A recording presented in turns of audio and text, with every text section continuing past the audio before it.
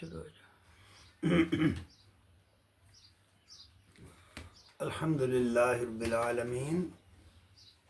والعاقبۃ للمتقین والصلاۃ والسلام علی سید المرسلین وعلی آلہ وصحبہ اجمعین اما بعد فاعوذ باللہ السمیع العلیم من الشیطان الرجیم بسم اللہ الرحمن الرحیم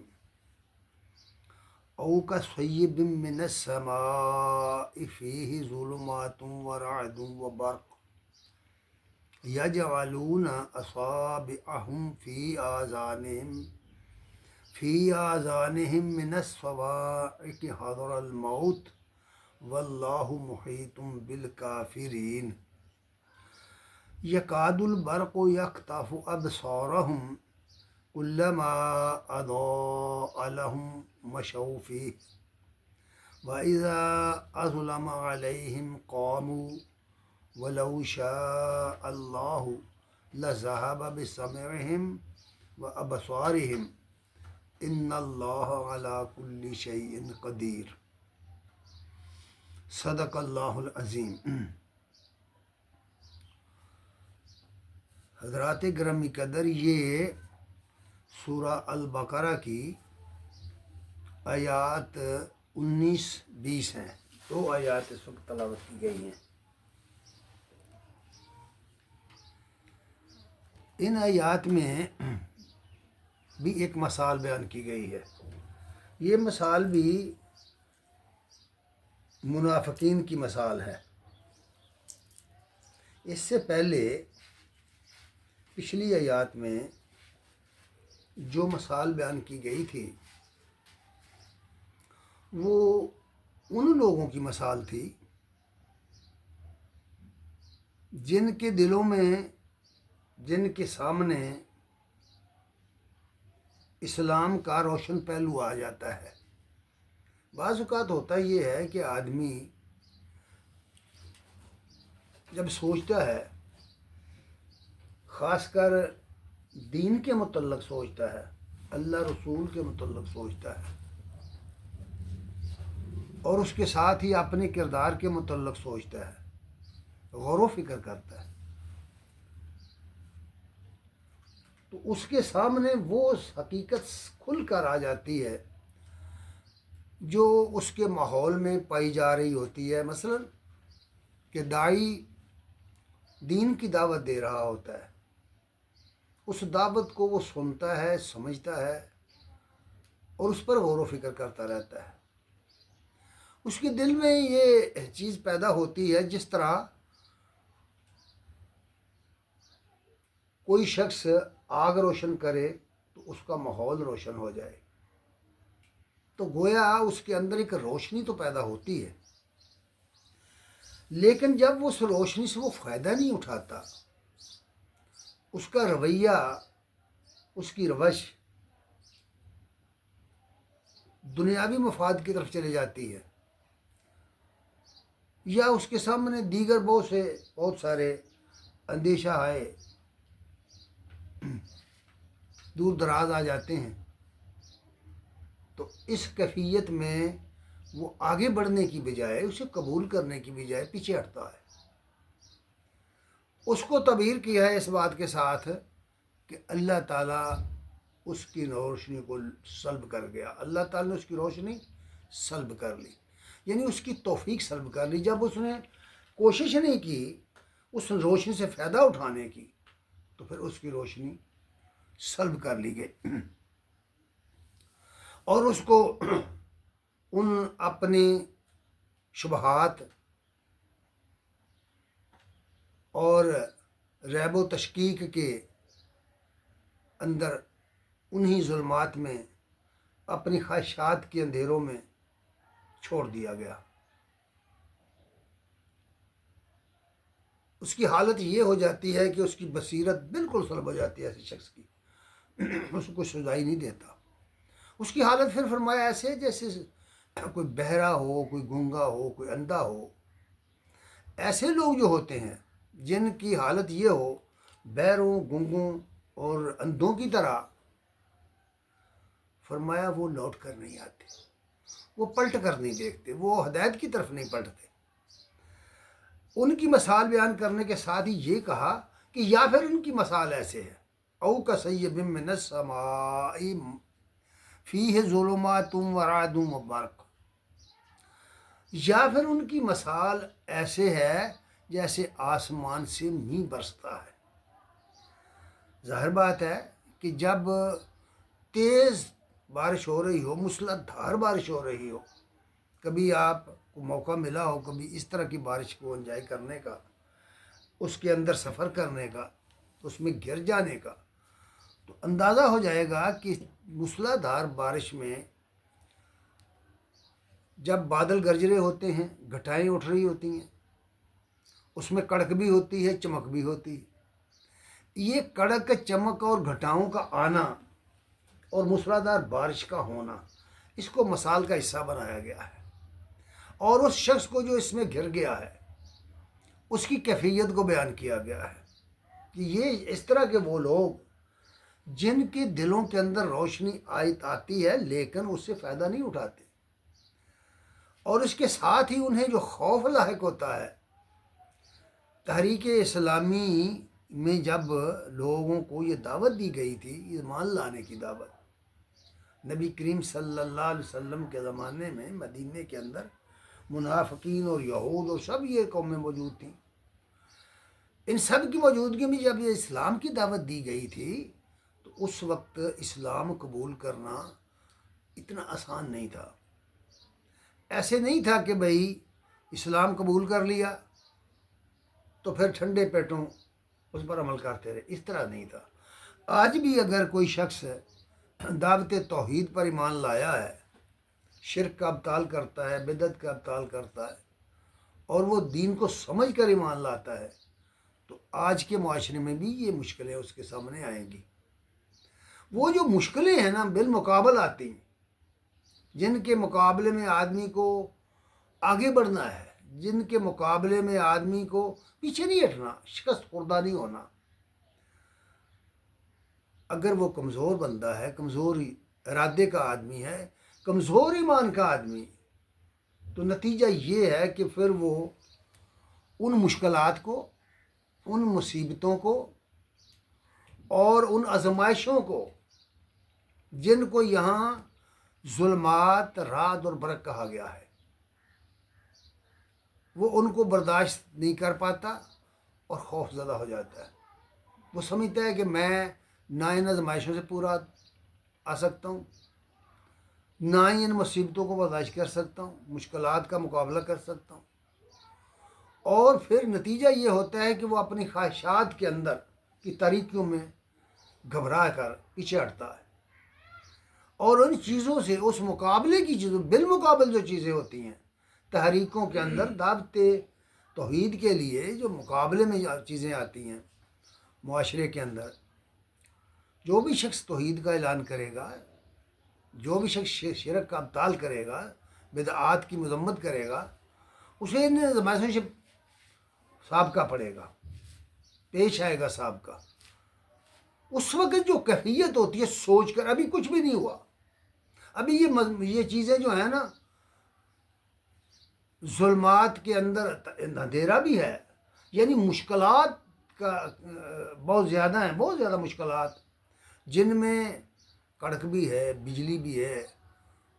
ان مسائلوں کو دیکھیے، یہ جس طرح بہت سخت چیزیں ہوتی ہیں جن کا مقابلہ کرنا پڑتا ہے، یہ ساری چیزیں جب سامنے آتی ہیں نا، تصور میں، سوچ میں، کہ اگر توحید پر ایمان لاتا ہوں، اگر میں شرک کا ابطال کرتا ہوں، بدعت کا انکار کرتا ہوں، اگر میں اس دین کو لے کر آگے بڑھتا ہوں، تبلیغ کرتا ہوں، اس کی ترویج کے لیے، اشاعت کے لیے کام کرتا ہوں، تو جو معاشرے کے اندر جو رکاوٹیں ہیں وہ سامنے آئیں گی۔ ان رکاوٹوں سے ڈر کر، مثال میں یہ بتایا گیا ہے کہ ان مشکلات سے ڈر کر، حالت ان کی پھر ایسے لوگوں کی یہ ہو جاتی ہے، یجعلون اصابعہم فی آذانہم من الصواعق حذر الموت، تو گویا وہ اپنی کانوں کو، ان کی آواز، وہ خطرناک آواز سننے سے بچنے کے لیے اور وہ سمجھتا ہے کہ یہ تو اتنی تیز اور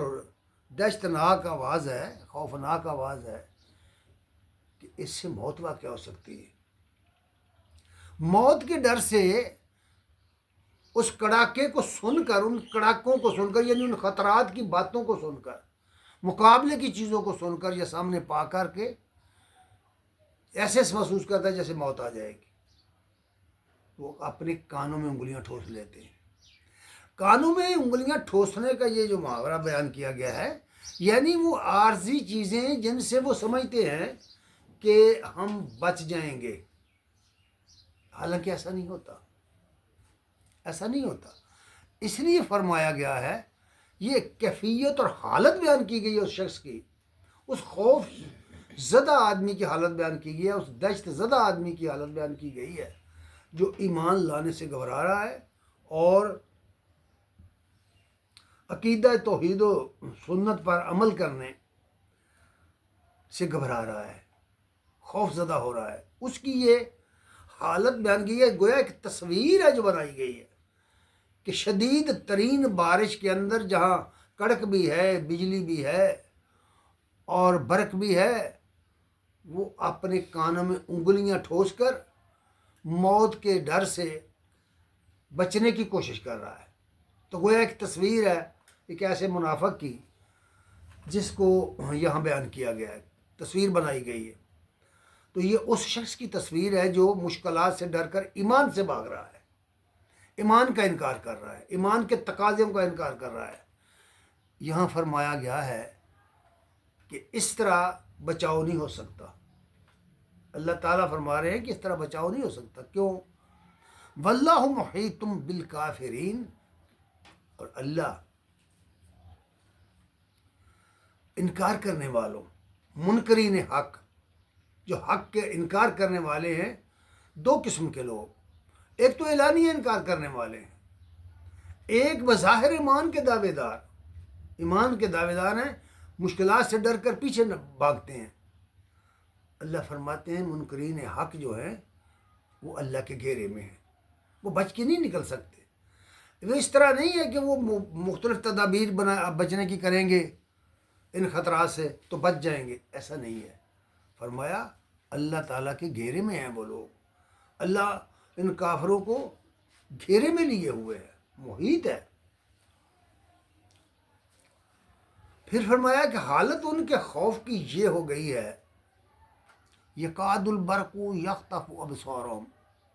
گویا کہ بجلی ان کی نظروں کو اچک کے لے جانے والی ہے۔ اتنے خوفزدہ ہو گئے ہیں کہ وہ سمجھتے ہیں کہ ہماری آنکھوں کو بجلی اچک لے جائے گی۔ یعنی خوف کی حالت میں خطرہ بھی آیا نہیں، لیکن خطرے کو دیکھ کر کوئی شخص جب اس طرح ہو جائے، اس کی حالت یہ ہو جائے کہ وہ یوں سمجھے کہ میری آنکھوں کو اچک کے لے جائے گی یہ بجلی، گویا یعنی یہ خطرات جو سامنے نظر آ رہے ہیں، دین اسلام کے غلبے کے لیے کام کرنے کی خاطر جو نکلے ہیں لوگ، جو ایمان لائے ہیں، ان کو جو خطرات سامنے نظر آ رہے ہیں وہ انہیں ایسے لگ رہے ہیں جیسے بجلی چمکنے والی بجلی ہے بادلوں میں، تو گویا اس کی آنکھوں کو اچک کے لے جائے گی، اس طرح اس کی مثال دی ہے۔ پھر فرمایا کہ ہوتا یہ ہے کہ ایسے لوگ جو جن کے دلوں میں کھوٹ ہے، اوپر یہ چیزیں بیان ہوئی ہیں، یا ان کے دلوں میں بیماری ہے، یا وہ دنیا دار ہیں، یا دنیا سے ڈرنے والے ہیں، غیر اللہ سے ڈرنے والے لوگ، ان کا ایمان پختہ نہیں ہوتا، وہ اپنے ایمان کے تقاضے پورے نہیں کر پاتے، ان کے بارے میں فرمایا کلما اضاء لهم مشوا فیہ،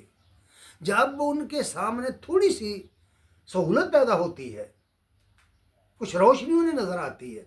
اس میں چل پڑتے ہیں۔ یہ مثال دی ہے کہ ایک آدمی تیز و تند بارش میں گھرا ہوا ہے، بجلی بھی چمک رہی ہے، کڑک بھی جو ہے اور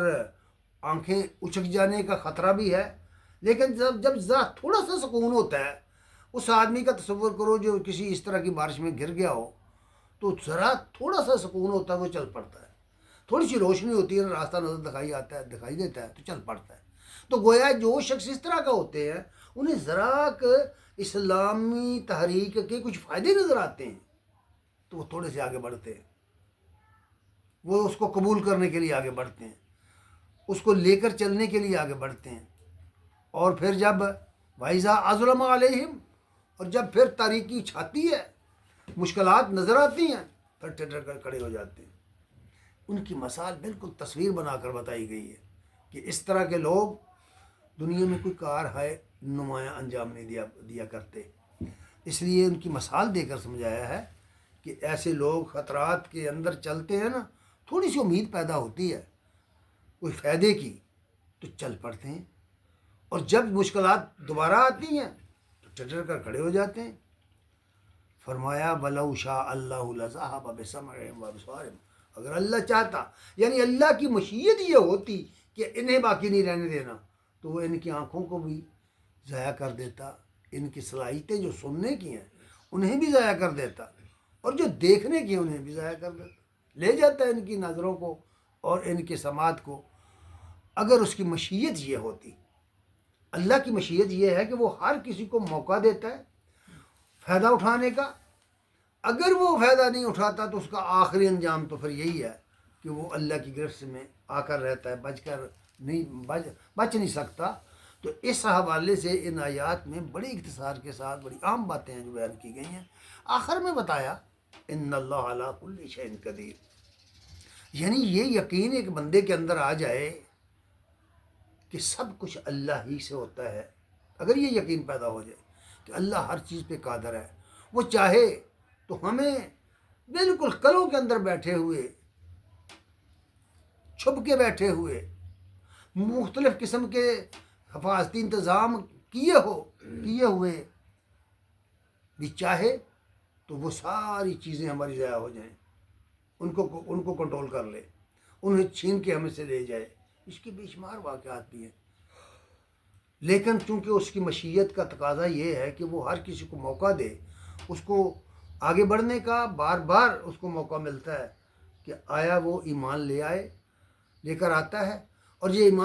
اگر ایمان لے کر آیا ہے تو پھر اس کے تقاضے پورے کرتا ہے، تو اس کے مواقع اللہ تعالیٰ بار بار دیتے ہیں، جبکہ اللہ ہر چیز پہ قادر ہے۔ یہ بات سمجھا دی گئی ہے۔ ان مسالوں میں دین کے راستے پر چلنے والوں کے لیے، دین کا کام کرنے والوں کے لیے، مبلغین کے لیے، خصوصی طور پر ان لوگوں کے لیے جو کسی ایسے معاشرے میں گھرے ہوئے ہوں جہاں ہر طرف مشکلات ہی مشکلات ہوں، جہاں سے ہر طرف خطرات ہی خطرات ہوں، اور ایسا معاشرہ ہو جس میں اس کے لیے بہت سارے خطرات اور بہت ساری مشکلات اور بہت ساری آزمائشیں آ سکتی ہوں۔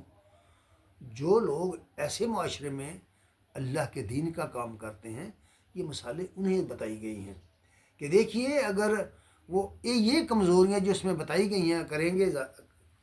ظاہر ہوں گی ان سے، تو پھر جان لیجئے کہ ایسا شخص مومن نہیں ہے، وہ در حقیقت منافقین کی کوئی نہ کوئی کیٹاگری ہے،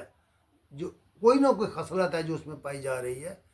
اس لیے یہ سمجھایا گیا ہے کہ اس بات پر یقین رکھو کہ اللہ ہر چیز پہ قادر ہے۔ جب وہ قادر ہے تو